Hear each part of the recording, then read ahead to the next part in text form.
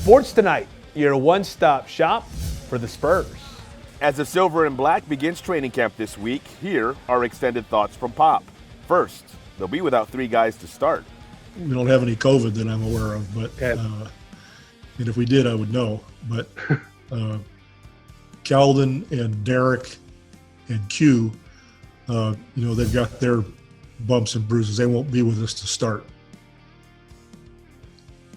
Derek's toe, Calvin's foot, Q's knee, and I'm not sure, exactly when they're coming back, but they won't be there in the beginning. They're not going to start training camp, but I don't think they're going to be ready for the first games. As for how different training camp will look this year, Friday, when the first real practice can start and we can have contact, it'll be just like always, except the coaches will have masks on. And there won't be any visitors. As you know, we always have people coming in during training camp from all over the world and, watching. And it's one of the things we enjoy because, afterwards we get to talk to all these coaches, some high school, college, NBA people who are out of jobs or foreign coaches.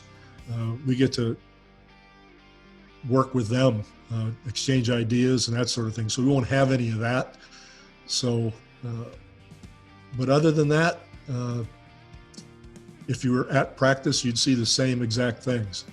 And how about this? Will we see more of the small ball style we saw in the bubble?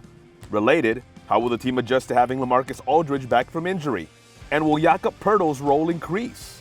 The strategy, the philosophy, the way we play is going to stay the same, and everybody's going to have to adjust to that because the guys did a great job.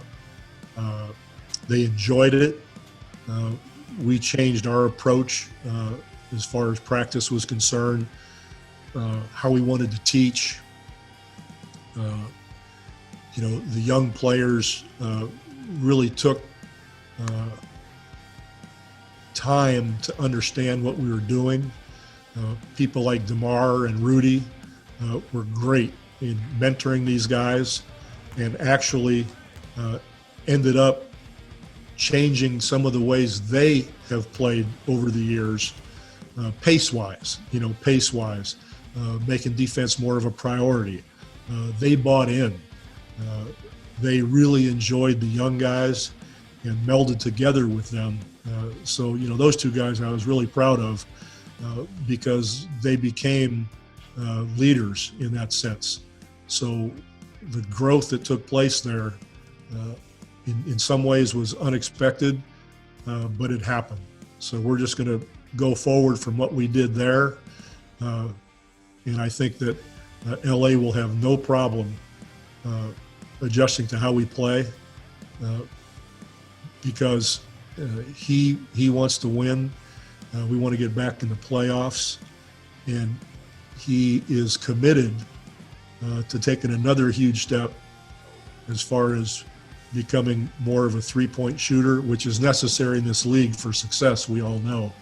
He took a big step last year, and he's taking even a bigger step this year.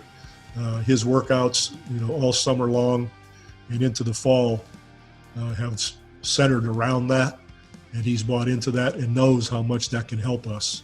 So I'm excited, for the whole group to come together. Well, I think he has to. He's a respectful, disciplined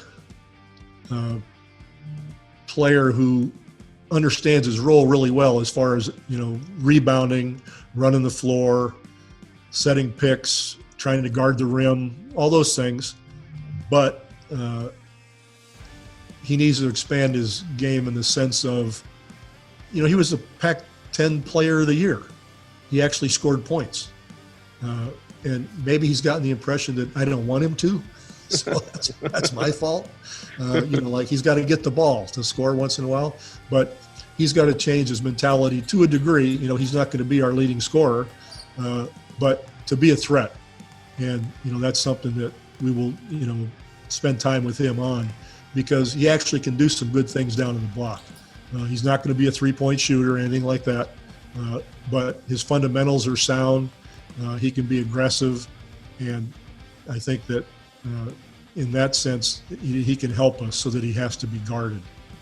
And for the latest, including analysis and feature stories, sportstonight.com.